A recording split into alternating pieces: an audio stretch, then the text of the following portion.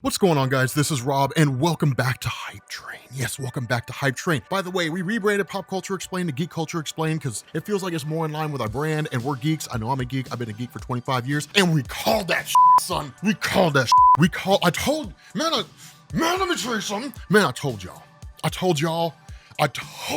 we were going to get the Young Avengers. I told y'all we were going to get the Young Avengers and Falcon and the Winter Soldier. And I saw some of y'all's comments. Some of y'all's comments were like, no, Rob, that's ridiculous. That's silly. We're not going to see anybody from the Young Avengers. Let me tell you something. I've been reading comics for 25 years, y'all. Do not question the master, right? Do not question the master of comic books on YouTube. All right, here's the important thing. Here's the thing, right? Here's the thing. I'm sorry I'm so excited, people. But it is an exciting moment here on Geek Culture Explained. It is an exciting moment here on this Hype Train show. All right, here's the thing. So let's do a little bit of explaining here. Elijah Bradley, all right? There was a story that was written in Marvel Comics back in 2003 called Truth, Red, White, and Black. And it basically retconned in this notion of a Captain America that we basically just didn't know anything about. Now, here's the thing behind this, right? So the idea is that after Steve Rogers was frozen in a block of ice, everybody thought he was dead. Nobody knew that he was alive. They just assumed he was dead, or at the very least, he was MIA. And then because he went down in the ice, after a while, you're just kind of like, okay, this dude's probably dead, right? I mean, he went down in the ice. No one can really survive those conditions. Steve Rogers is gone, right? So what ended up happening here? This is why it pays to read comics for 25 years, son. What ended up happening here is the federal government was trying to find ways to create more super soldiers. And so what they ended up doing is they went down to Mississippi and they rounded up 300 African Americans. This is probably the reason why they're saying Sam Wilson was based out of Mississippi in the Marvel Cinematic Universe instead of Harlem like he was in the comics. And so they rounded them all up and they subjected them to a series of experiments, basically, to create a new Captain America. Basically, Isaiah was the only one to survive the experience. What ended up happening is he took up the shield and then went off to Europe to fight in the war, which was considered treasonous by the US government. So they snatched him up, they brought him back, they put him on trial, sentenced him to life in prison, and then I guess in the comics he only served 17 years. I'm guessing in the Marvel Cinematic Universe, from what he said, he served 30, right? But regardless, he was arrested for essentially crimes or treason against the United States, and that was it, right? But then, like, once he was released, his entire history was just swept under the rug, and nobody knew that he was there, right? Like, nobody knew that he was ever a hero, and that was basically it. It was an amazing story, which we'll probably cover on Comics Explained now. We kind of have to, right? We'll probably cover it on Comics Explained, but it was an amazing story. It was a really, really good story. So here's the thing, right? Here's the important thing behind all this. Here's why this matters. Isaiah Bradley's introduction into the Marvel Cinematic Universe, this seemingly establishes exactly what I've been saying the Marvel Cinematic Universe is going to be doing for quite some time, right? Building up superheroes in the background, introducing new characters, because the kid that answered the door when they went to the dude's house, I can almost guarantee you his name is Elijah, and he's Patriot in the Young Avengers, right? Like, so the way this played out was that after Isaiah came back, he ended up having a son, and then his son, or I guess before he came, once he got a serum and everything, he ended up passing it on to his son. His son went to go fight in conflicts to kind of live after his father's legacy. When his son came back, he had a son whose name was Elijah, and Elijah went on to become part of the Young Avengers alongside Hulkling and Kate Bishop and all those characters that the Marvel Cinematic Universe has basically said that we're going to see somewhere along the line. I told y'all the Young Avengers. Go back and watch my Young Avengers video. I told y'all this is going to happen, man. I told y'all this is going to happen. So here's the crazy thing about Elijah. I would surmise that with everything that went on with Isaiah, he fought during the Korean War. That seems to be the indication there. So what if we said that, like, okay, Isaiah was fighting during the Korean War. Isaiah kind of opens up, starts talking to Bucky Barnes and talking to Sam Wilson, and just kind of like spills the beans, right? And it's just like, I'm only the tip of the iceberg, right? This guy's like Deep Throat from Watergate, right? Just the facts are flowing, right? This guy's like,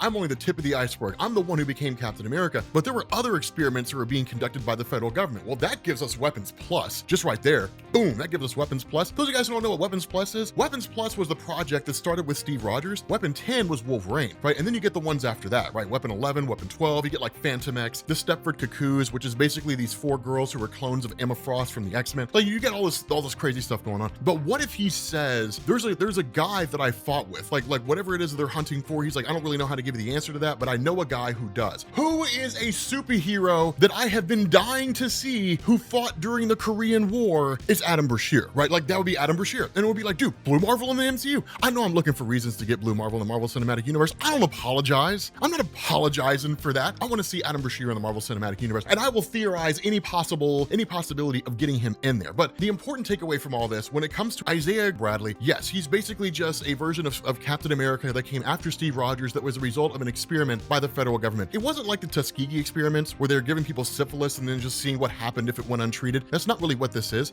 Well, I guess it kind of is, but it was just an attempt to create new super soldiers. But the cool thing is this can roll in the idea of Weapons Plus, right? Like Weapons Plus, Weapon 1, which was Steve Rogers, Weapon 2, 3, 4, 5, 6, 7, 8, 9, and then going into Weapon 10, which is Wolverine, right? So I told y'all, man, like all this stuff just kind of ties together. Like give it time and it all wraps up and it all comes together and it all ties together and it's amazing stuff. But here's the cool thing about this, right? This is what makes this so cool, is we know that whatever method that was used to create the super soldier serum still exists out there because the Flag Smashers are all basically Captain Americas. It's what Sam Wilson said to Bucky Barnes, it's what Bucky Barnes agreed with Sam Wilson, that like they have super soldier serum enhancements, increased strength, agility, speed, different things like that. It's all basically a whole bunch of Steve Rogers running around. Now, how it is that happened, I'm not entirely sure. I guarantee whatever process it is seemingly coming out of Madripoor, which is why we're going to see them going to Madripoor in the first place, right? I mean, those of you guys who don't know, Madripoor is essentially like the Mos Eisley from Star Wars in the Marvel Universe. It's where all the villains hang out at, right? Like anybody who goes to Madripoor is up to some nefarious stuff. Like they're up to no good. It's just bad guys doing bad guy stuff. But it's a cool concept. But whatever it is, like I think this is the tip of the iceberg, right? What we're seeing with Isaiah, what we're seeing with like the idea that there was another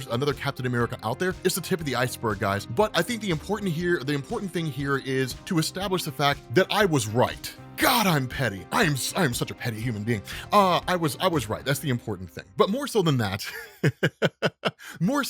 it really is this notion that if there are other Captain Americas out there, then it stands to reason if they can duplicate the super soldier serum, then there's other methods that they can use. And I would really like to believe that this really kind of goes back to Hydra, right? That it really all just goes back to Hydra itself. It's one of the things that I've kind of theorized as a way to basically bring in Wolverine into the MCU. But we know that like Hydra had secretly taken over S.H.I.E.L.D. And so it wouldn't be that far outside the realm of possibility that what you had was Hydra, who was trying to find a way to duplicate the super soldier serum from Captain America, and seems to have succeeded, because that never happened in Marvel Comics. Nobody was ever able to perfectly duplicate the super soldier serum of Steve Rogers in anybody else. The only exception to that really was Isaiah. Now, Isaiah was introduced much later on, right? 2003 is when he was first introduced to Marvel Comics, and so it was the first time that Marvel was like, no, they duplicated Steve Rogers, and they basically made Isaiah out of him and then locked him away. But, we've never really seen that happen on like a large scale where you have like dozens and dozens, if even possibly, a few hundred people, depending on how big the Flag Smasher movement is, that all have super soldier